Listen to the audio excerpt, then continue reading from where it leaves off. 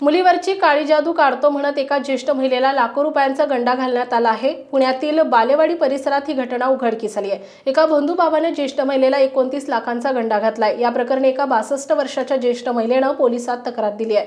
यावरून चतुर्शृंगी पोलीस ठाण्यात गुन्हा दाखल करण्यात आलाय। पोलिसांनी दिलेल्या माहितीनुसार पुण्यातील बालेवाडी परिसरात राहत असलेल्या एका ज्येष्ठ महिलेला डिसेंबर महिन्यात अनोळखी व्यक्तीने फोन केला।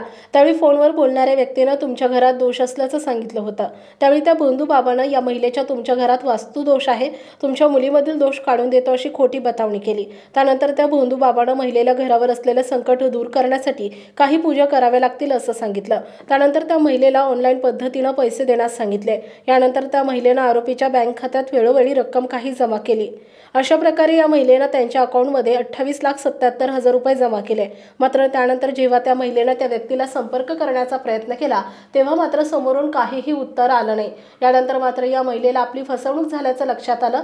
यानंतर त्या महिलेने तातडीने पोलिसात धाव घेतली। या प्रकरणी चतुर्शृंगी पोलीस ठाण्यात तक्रार दाखल करण्यात आली आहे। सध्या पोलीस या बंधुभावाचा शोध घेत आहेत।